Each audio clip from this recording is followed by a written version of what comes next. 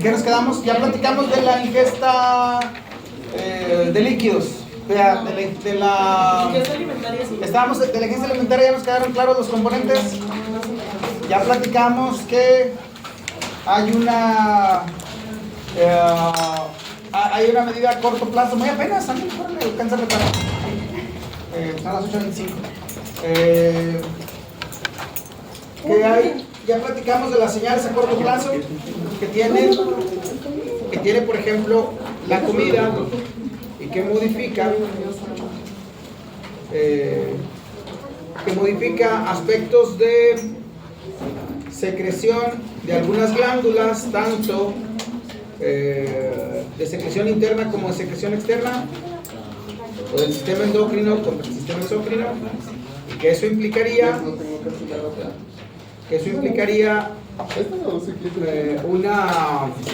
o sea, que podamos, por ejemplo, cambiar o variar nuestra conducta.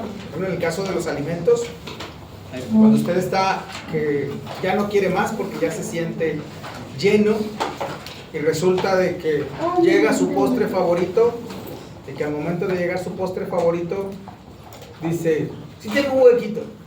¿Eso le ha pasado? Hay una modificación porque son señales a corto plazo, como puede pasar también al contrario. Usted parece que tiene mucha hambre, pero luego en cuanto algo le ocurre, se modifican factores de secreción, factores de secreción de, por ejemplo, glándulas salivales, que hacen que ya no busque ese alimento, o que ya no busque el alimento. ¿Le ha pasado? ¿Que le quite el hambre y esas cosas? ¿Vale? Bueno, me supongo que puede dejar de platicar mientras estamos exponiendo. Si hay algo que le quiera comentar a los compañeros, y si quiere platicar de otra cosa, le invitamos a que salga en conjunto con sus compañeros. ¿Es así? Porque interrumpe al resto, ¿no? O sea, el resto puede, no sé si al resto le interesa, pero por lo menos respetan el espacio de los otros. Respete el espacio de los otros. ¿Ok? Bien, entonces, ¿de eso ya nos queda claro? ¿Sí? Bueno, vamos a ver. Y esto es a lo que nos referimos por acá. Déjenme que salga el puntero las. Para acá. Es a lo que nos referimos por acá.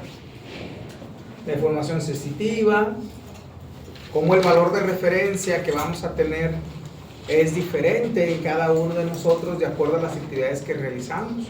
Si tomamos como valor de referencia la ingesta de kilocalorías, no consumimos las mismas kilocalorías porque no hacemos la misma cantidad de actividad física, no tenemos el mismo metabolismo.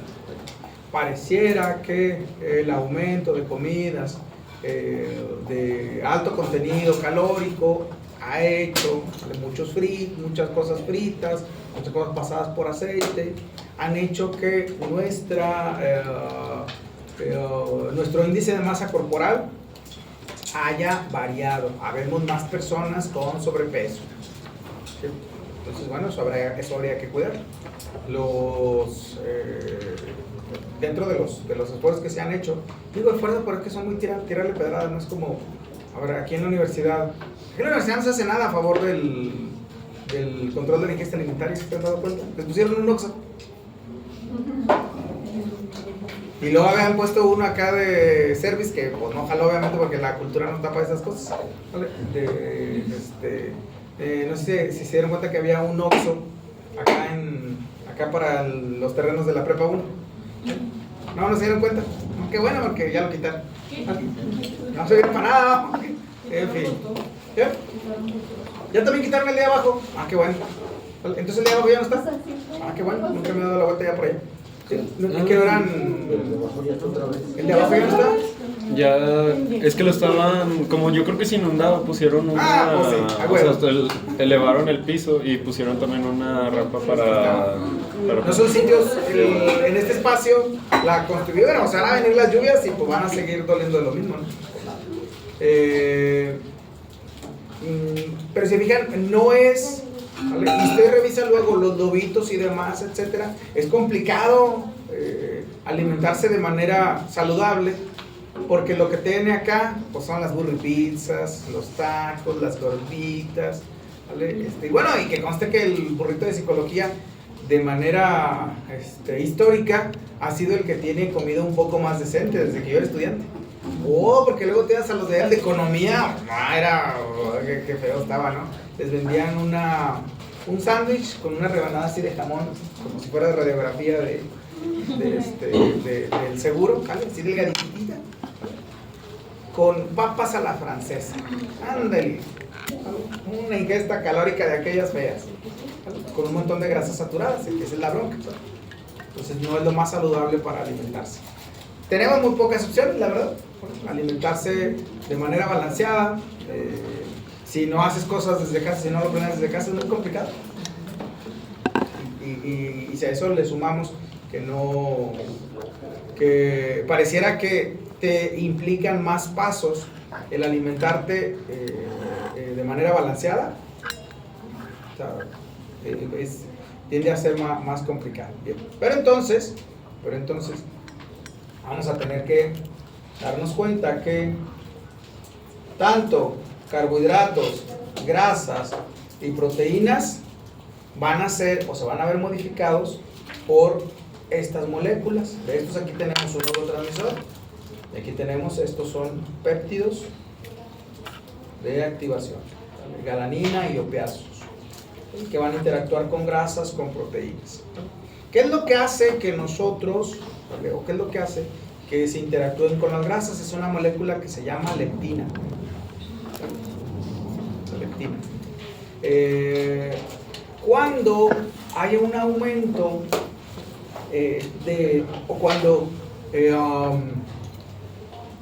cuando la leptina, esto, mira, vamos a regresarlo desde acá.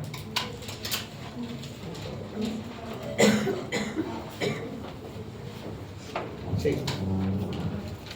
Cuando hay una mayor cantidad de leptina, podríamos pensar que hay menos apetito.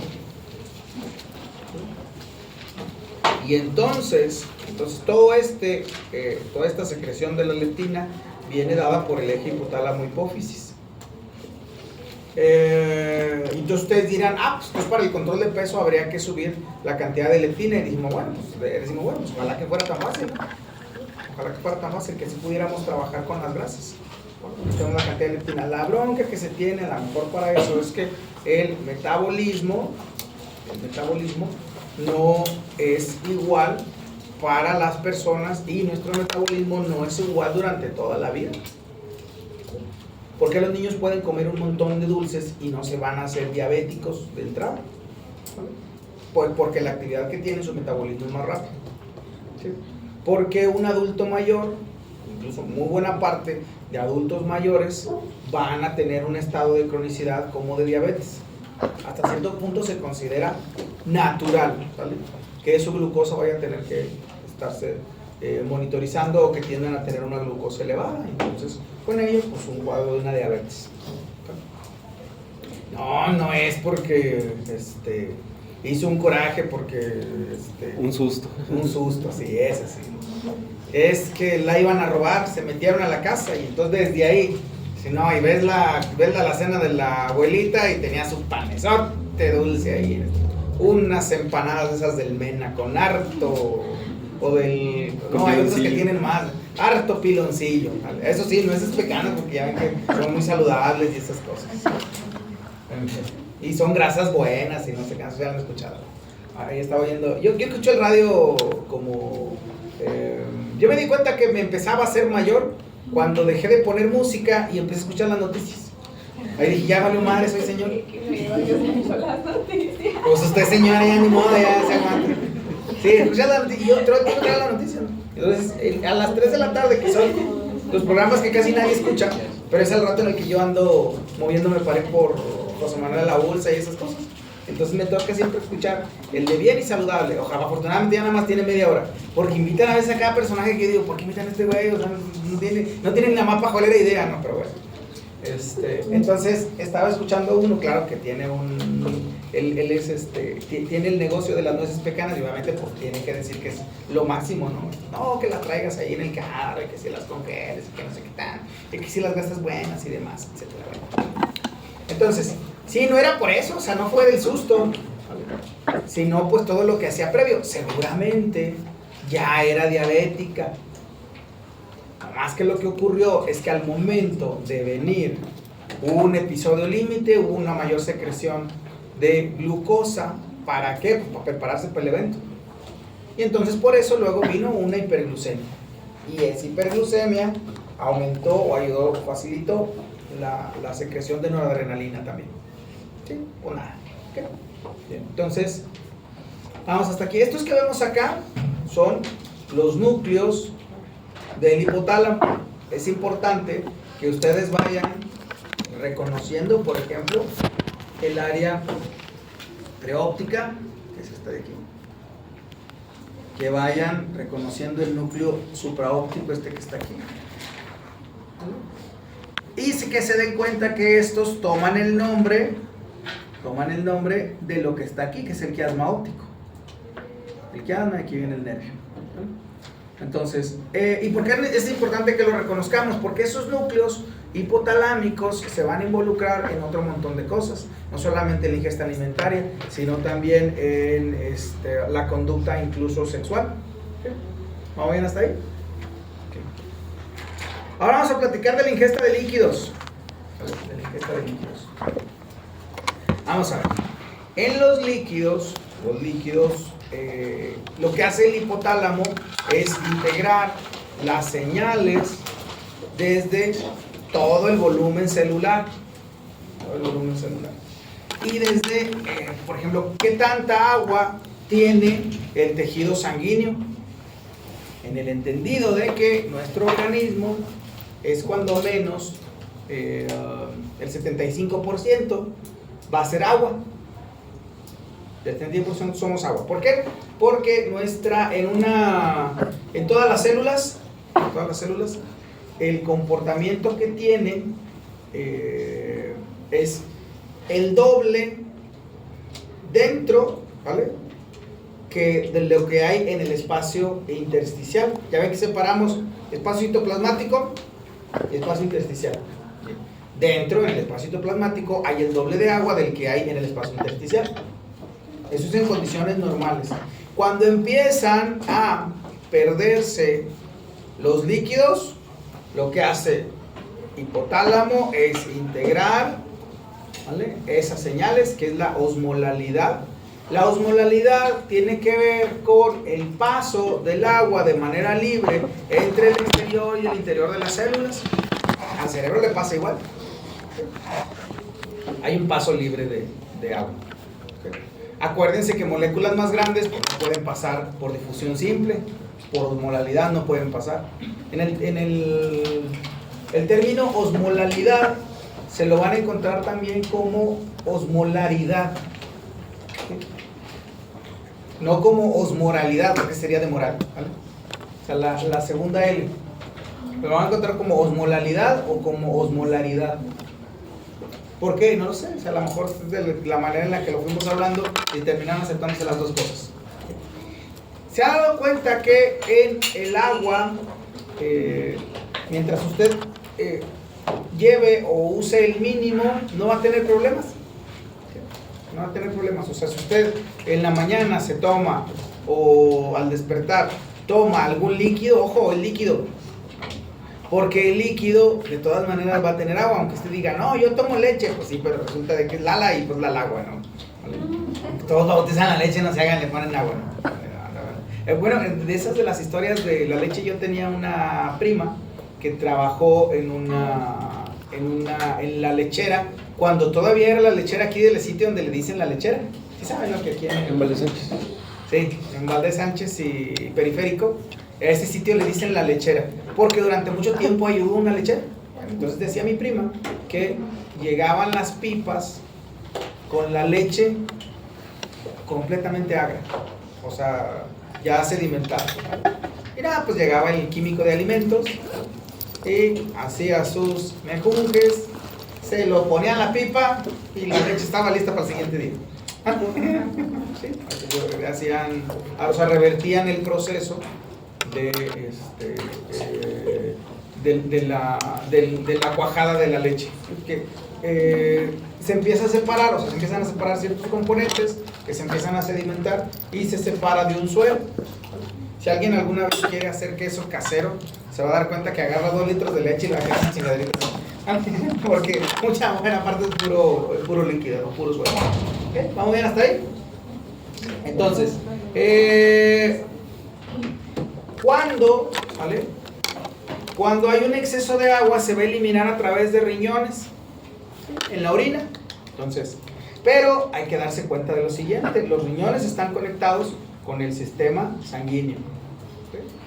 A través de todo el torrente sanguíneo es que también se van llevando, ¿sale? Se va llevando agua a todos los tejidos.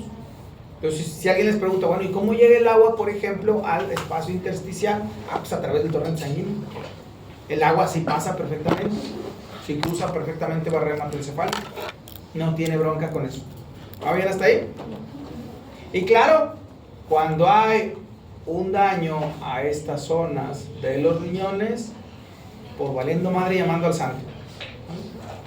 Hay una condición en la que fallan los riñones al momento de estar filtrando lo que se va para el torrente sanguíneo.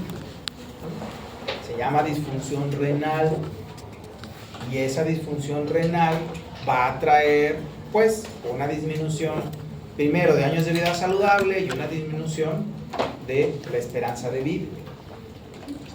Por ende hay que cuidar bien nuestros riñones, y la mejor manera de cuidar nuestros riñones es teniendo una ingesta controlada de líquidos que esté entre 2 y a lo mucho 3 litros de agua, dependiendo de la actividad y en el sector en el que está. Obviamente, cuando estamos en un tiempo de calor tendemos a perder más líquidos y por lo tanto nuestra ingesta de líquidos tendría que ser mayor. Yo digo ingesta de líquidos porque no solamente agarramos agua del agua natural, ¿no? También la vamos a agarrar de otros líquidos que tienen agua. Entonces, y de hecho hay algunas proteínas que van a tener agua. Frutas y verduras suelen tener agua. ¿Okay? Entonces, por ese lado sí. ¿Qué ocurre si usted se excede de la cantidad de líquidos? Pues le va a poner más trabajo a los riñones, lo cual va a generar un desgaste. ¿Vamos bien hasta ahí? ¿Y qué pasa cuando no consume suficientes líquidos? Cuando no se pasan suficientes líquidos, pues como se tiene que optimizar, ¿vale? Primero la piel empieza a tener al tener pérdida de líquidos, ¿vale? Empieza a hacerse más delgada y empiezan a romperse más fácil las células de la piel. Y si nos vamos yendo al centro, viene una eliminación primero de toxinas. A ver, ¿vieron la Sociedad de la Nieve? Sí. Hubo un momento en que los cuates decían que estaban meando negro. Ah, sí. Ok, bueno, lo que ocurría era que en la pérdida de líquidos que tenían ya estaban sacando un montón de toxinas, o sea, ya no tenían agua para liberar. Lo que hizo que se pudieran mantener fue cuando resolvieron lo de tener agua. Cuando resolvieron lo de tener agua, con el aporte mínimo que podrían tener diario, pudieron ir manteniéndose como organismos, fuera de la proteína animal que empezaron a consumir a través de los cuerpos, ¿vale? Pero en principio pues era lo que tenían. Eso sí, para fumar tuvieron muy buen rato, porque me habían cargado cigarros ahí, pues como claro, como sería alguien joven. Entonces, sí, cuando un organismo se empieza a deshidratar, ese es uno de los primeros signos. Se empieza a cambiar el color de su orina, se hace más oscura, porque ya entre todos se están yendo un montón de cosas líquidos que no tendrían que irse. Líquidos biliares, jugos gástricos, esos son los que se empiezan a ir. Es importante, por ende, que se cuide la ingesta de líquidos. Si usted hace un aumento, o sea, a ver, todo el exceso va a resultar disfuncional. Si usted aumenta la cantidad de líquidos a irse a más de 6 litros en un lapso de 24 horas, lo más seguro es que le está dando más trabajo a los riñones. Y corre el riesgo, si es pura agua, corre el riesgo de que también venga un sodio bajo. Y un bajo sodio pues lleva un montón de características, entre ellas, por ejemplo, alucinaciones. ¿Sí? Entonces, hay que tener cuidado con eso. ¿Sí? Y claro, ¿qué es lo que tenemos que revisar aquí? Es el hipotálamo, entonces, ¿en qué se involucra?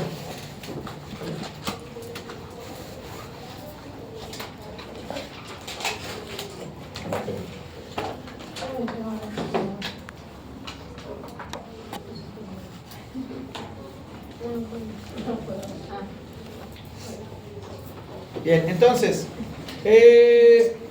lo que les comentaba hace rato, ¿no? El volumen del agua intracelular es en condiciones normales el doble del que hay en el espacio extracelular. A través de esto, le digo, pues viene el control del sodio. Esta enzima, la renina,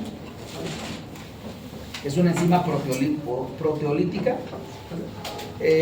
Lo que va a promover es una eliminación o una retención de líquidos.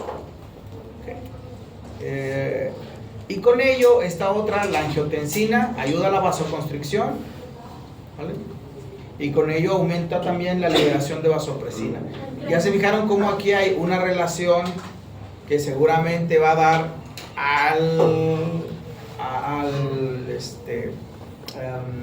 a la temperatura. ¿Cómo le haría entonces para saber el organismo que necesita liberar agua? Pues a través de la modificación de la vasopresina. ¿Vamos bien hasta ahí? Porque acuérdense, la vasopresina es como una especie de bombero. Una especie de bombero, pues ayuda a bajar la temperatura central. Y entonces en reacción pues tiene que venir una sacada de agua. Bien. ¿Dudas hasta aquí de cómo se involucra el hipotálamo? Aquí no hay un núcleo, específico identificado, pero no nos sorprendería que uno de ellos sea el área preóptica por la liberación de vasopresina. ¿Vamos bien hasta ahí? Bien. Vamos a platicar ahora. Estos son todos estos son los núcleos hipotalámicos y también algunas zonas del hipotálamo y de la glándula hipófisis, que vienen aquí marcados en este esquema. Vienen marcados en este esquema. ¿Sí? A través de esto. Estos son importantes que los tengamos en cuenta cuando vayamos a hablar del hipotálamo. Y por si alguien les dice cosas del hipotálamo, usted diga, claro, porque el área preóptica. ¿Vale? Usted diga, claro, porque el núcleo supraquiasmático. O, es que fíjense que pasó que una chica con trastorno de conducta alimentaria tiene además problemas para regular la temperatura. Y tiene también una libido baja. Y usted dice, pues claro, porque resulta de que el núcleo ventromedial, no sé si aquí se pone, creo que no había ni puesto, no sé. ¿Dónde está? Es que lo que pasa es que el núcleo ventromedial, ¿vale? Sería una especie de síndrome hipotalámico, o sea, lo que está describiendo es un síndrome hipotalámico. Problemas con la regulación de la temperatura, problemas de la libido, problemas de la conducta alimentaria. Por tanto, tango por acá. Entonces le dicen, sí, ¿por qué un trastorno de la conducta alimentaria? Y dices, usted claro, porque el hipotálamo con núcleo ventromedial, área preóptica, ¿vale? Y luego también aparte dice que tiene insomnio o que se despierta mucho durante la noche. Posiblemente el núcleo supraquiasmático también está involucrado. Y dice, claro, pareciera que esto podríamos marcarlo como un síndrome hipotalámico. Y se van a quedar las personas así, ¿de qué me está hablando? Y te dirá, claro, porque yo sé acerca del cerebro. Yo sé lo que hace el cerebro, no, usted no lo sabe, pues no, que la vamos a hacer, ¿no? Bueno, acuérdense que siempre, de cierto modo, yo voy buscando que usted se plantee que cuando algo se refleja en una conducta, usted puede ir a buscar y a dar qué es lo que está haciendo el cerebro. ¿Qué es lo que hace el cerebro? ¿Qué circuitos se están poniendo en marcha? ¿Qué circuitos están poniendo en marcha? Y que no se quede solamente en lo que está observando, no se quede solamente en pensar que es una conducta socialmente aceptada, no, que le dé su espacio al cerebro, que le dé su espacio al organismo, que le dé su espacio a lo biológico. No quiere decir que por ahí esté la solución, no, pero que lo tenga en cuenta, no vaya a ser. Con esto, ahora lo que tenemos que irnos aclarando perfectamente es entre, sobre todo, esta parte de acá. El sistema nervioso autónomo, que parte del sistema nervioso periférico. Déjenme les cuento que cuando yo era estudiante estuve en un error durante mucho tiempo, derivado que por lo que yo accedía, a lo que nosotros accedíamos, como materia que se llamaba neuroanatomofisiología, ¿vale? Pues sí lo voy a decir, pues total, alguna vez esa doctora dijo cosas de mí porque yo les enseñaba el análisis de resonancia magnética en cortes y esas cosas, y lo tenían que pasar todos. La materia se llamaba neuroanatomía, pues había que enseñarse a ver el cerebro en cortes.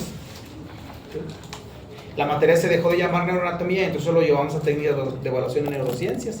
Los que vayan a llevar técnicas de evaluación en neurociencias sí van a tener que aprender eso. Más bien, sí será deseable que aprendan a ver los cortes de resonancia. Que vean una resonancia y puedan decir, cuando menos, que llama la atención. Y ya sabrán bastante. Puede ser que no vayan a reconocer si es una lesión vascular, si es una lesión de sustancia blanca. Pues no, eso le toca al neurólogo, ¿vale? Pero que por lo menos esté enterado de esas cosas. Bueno. Entonces, lo más que llegábamos a nosotros a tener como estudiantes era a los pares craneales. Y los pares craneales pensándolos como recitación. Y pensábamos que ya sabíamos neuroanatomofisiología. Y era lo más que llegábamos. Se darán cuenta que ustedes no, ¿vale? Y hemos estado empujando para que no sea así con ustedes. Para que usted se vaya más allá de reconocer y de tener una idea muy clara del sistema nervioso central y de cómo participa más bien, y que todas las conductas se va a involucrar el sistema nervioso central, y que a la par lo va a separar perfectamente de la otra parte del sistema nervioso periférico. Cuando yo era estudiante les decía, viví en un error hasta que entré a la maestría, porque yo todo el tiempo pensé que la médula espinal era sistema nervioso periférico y que el sistema nervioso central era solamente, pues decía yo, el cerebro, ¿vale? Y del cerebelo ni hablamos, ¿vale? El cerebelo se me hace que ni lo alcanzaba a dibujar, mucho menos pensar que el tallo cerebral, esas cosas, ¿no? Pero bueno, no, médula espinal sí es sistema nervioso central. Lo que termina siendo sistema nervioso periférico son los pares craneales y los nervios espinales, y con todas las ramas que generan y llegan hasta la última parte, o van desde la última parte de nuestra piel y de nuestro cuerpo, desde la región más lejana. Eso es lo periférico. Lo central es médula espinal, cerebelo, tallo cerebral, tálamo, ganglios basales y corteza. Todo eso en puntos generales sería sistema nervioso central. Bien, entonces hay que separarlo bien, sistema nervioso central, sistema nervioso periférico. ¿Okay? En el entendido de que el sistema nervioso periférico va a llevar impulsos y va a bajar impulsos desde el sistema nervioso central. Pero que lo hace de dos maneras, y la que nos interesa ahorita es la del sistema nervioso autónomo. ¿Por qué se denomina autónomo? Pues porque no nos pide permiso para nada. ¿Sí? Esto es, yo no puedo, como diría Chabelo, ahogarme yo solito. O sea, a manera voluntaria, mantener el aire hasta que colapse. ¿No? A manera voluntaria no lo puedo hacer. Tampoco puedo con mi corazón, con el ritmo del corazón, echarme la marcha de Zacatecas. No puedo, ¿vale? De hecho, si me pasa, podría ser una arritmia cardíaca. ¿Vale? Una arritmia cardíaca, entonces me tiene que estudiar el cardiólogo para ver qué está pasando con mi corazón, porque tiene ese ritmo de pam, pam, pam, pam, pam, pam, pam, pam, pam, pam, pam, pam. Esa sería una arritmia cardíaca. Sí, saben cuál es la marcha de Zacatecas, ¿no? Los que son de mi generación conocíamos la marcha de Zacatecas porque era la que ponían para formarnos después del recreo. Estaba el recreo, primero tronaba el timbre y empezaba la marcha de Zacatecas. Y había que formarse para luego irse a los salones. Las escuelas, el hecho de que nos pusieran traer el cabello corto y demás, era por una especie de formación militar, porque se pensaba que íbamos luego todos a ser soldados. O sea, que teníamos los hombres que están enlistados en el ejército, ¿sabes? Ahora veo que me estaban contando los de aquel lado. ¿Alguien de aquí anda yendo al servicio militar y esas cosas? No vayan, ni vayan. No sirve para nada la media cartilla, ¿sabes? No utilizamos para ni madre. Aquí se la goma, ¿no? Entonces, sí, allá hay algunos que andan yendo al servicio militar, que porque dicen que ahora lo que hicieron fue cambiar el esquema y que ahora van por 3 meses y eso, y digo, pero si la cartilla no les sirve para nada. Yo de hecho no hubiera sacado la cartilla, a nosotros fue por sorteo, pero yo no hubiera sacado la cartilla, ¿vale? Si no es que se necesitara en mis épocas para tramitar el pasaporte, porque para nosotros sí era obligatorio, a mí sí me tocó todavía que fuera obligatorio, para el trámite del pasaporte, siendo hombre, presentar la cartilla, o la media cartilla del Servicio Militar Nacional, y estar enlistado en el ejército. Segunda reserva, cartilla militar, C-64237. Sí me acordaba del número de la cartilla, ¿sabes? Que no sepa nada, dale, que no van a andar yendo a defender políticos en una cuestión armada, sáquese. Aparte ni sé agarrar esas madres, así que no. Entonces, el sistema nervioso autónomo, ¿vale?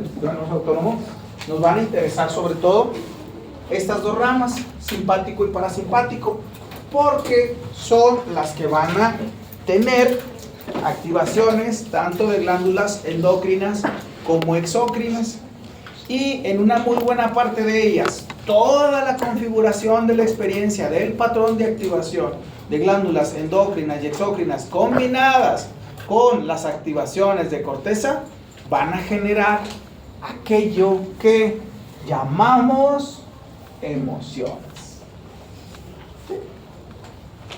Durante mucho tiempo nos hicimos camote buscando reconocer cómo era el procesamiento de las emociones, y entonces había una serie de teorías, entre ellas las teorías de James y Lange, que decían, primero hay una activación del cuerpo y luego viene la configuración de la emoción. Y hay quien decía, no, primero se genera la emoción y entonces la emoción es la que tiene como producto la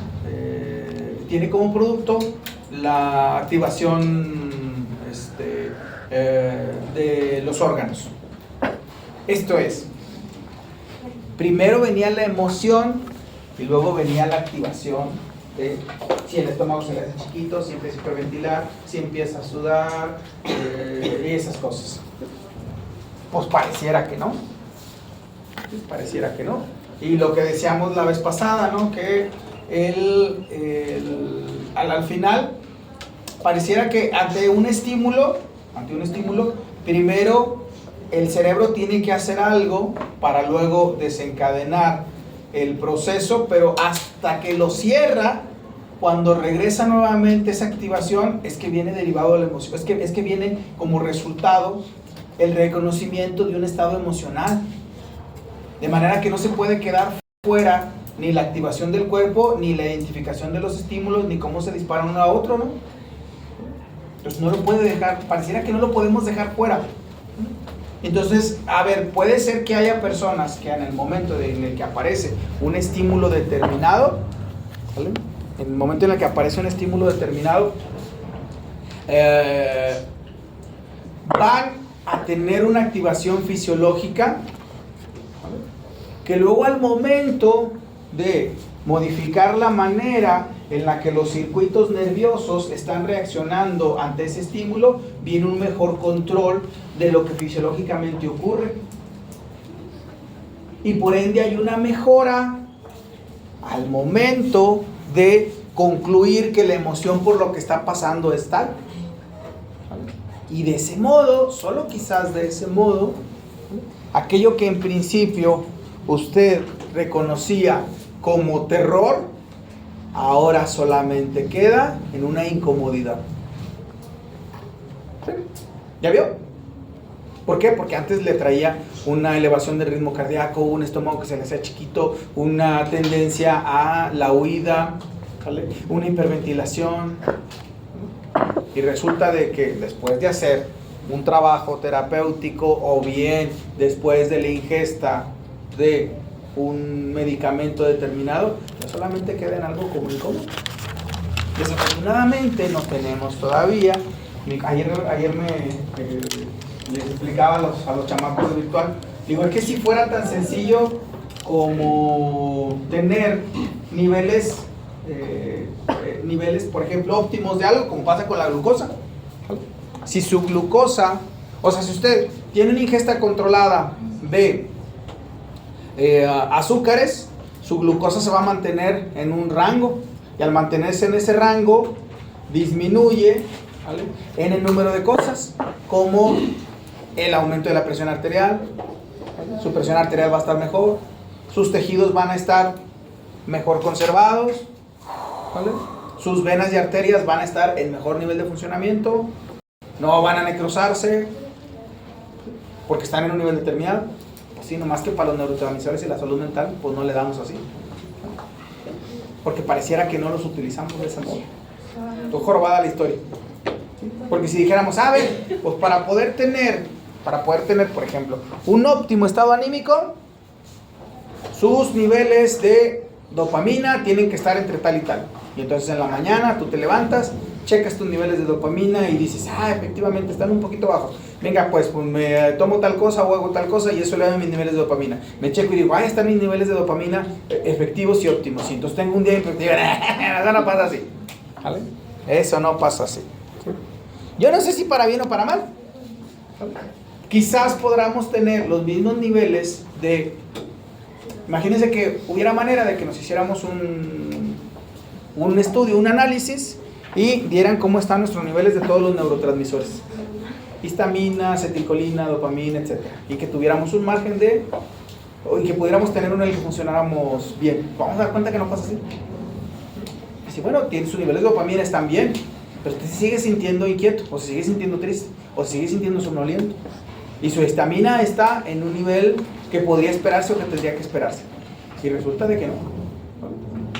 ¿Cómo le hacemos? ¿No? Incluso hasta otros más como los niveles de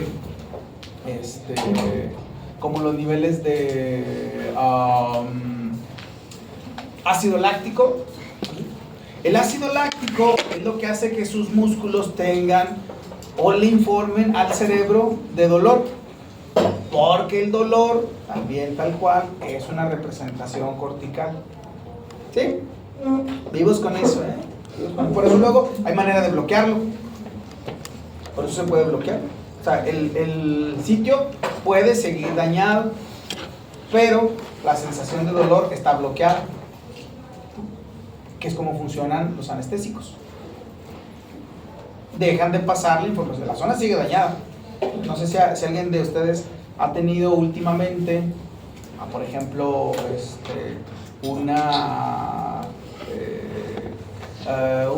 que haya ido con el dentista y le hayan quitado una pieza dental, y entonces le dice el doctor, venga, te vas a tomar el ketorolaco, ¿vale? Y tú te tomas el ketorolaco y resulta de que es un dolor, digamos, tolerable. Pero si usted dice, no, yo soy bien macho y no me lo voy a tomar, ¿vale? ¿Cómo le va a doler? Sale porque está pasándose la información. La zona sigue igual de dañada, va teniendo su proceso de cicatrización, ¿vale? Pero sigue teniendo su proceso de cicatrización, no va siendo diferente, pero la información que tiene el cerebro para poder concluir que está siendo doloroso es menor. ¿Vamos bien hasta ahí? Y otra vez a perder el internet porque ya me saltó aquí. Profe, pero ¿cómo funciona el ácido láctico? El ácido láctico. ¿Vale? El ácido láctico.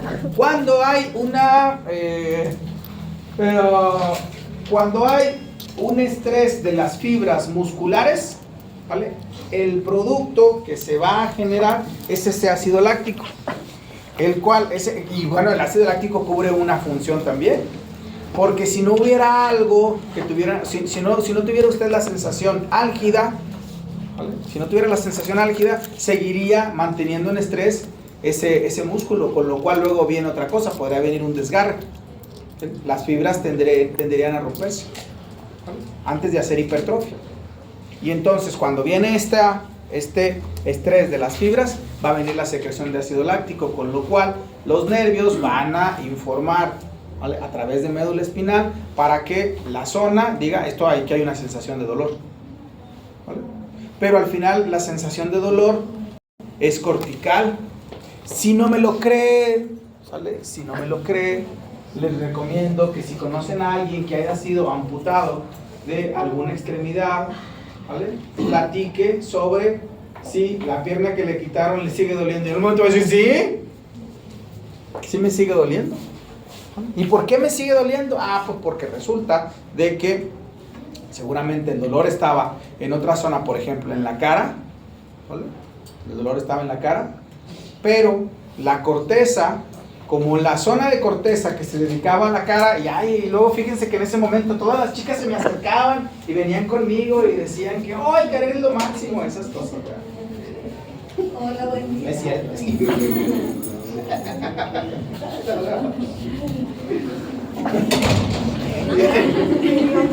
Eso nunca pasa, ¿no? Y sabe que es cierto. Bueno, entonces, les decía que me distraje porque estaba rejugando, ¿vale? Me suele pasar mucho. Lo de la extremidad. Sí, del mismo fantasma. Sí, del mismo fantasma. Lo que ocurre es que la zona de corteza se quedó sin trabajo. Porque ya no tiene la extremidad aquella. ¿Y qué fue lo que hizo? Se adjuntó de la que estaba al lado. ¿Que era cuál? La sensación de la cara. El dolor estaba en el rostro, ¿vale? El dolor estaba en el rostro. Y como la corteza que antes se dedicaba, por ejemplo, al brazo, se adjuntó a esa actividad, empezó a dedicarse la corteza a la sensación del rostro, cuando luego viene otro, porque cuando viene la activación y hay un dolor en el rostro, termina transfiriéndolo a que esa zona de la mano pues le sigue doliendo. Es lo llamado del miembro fantasma.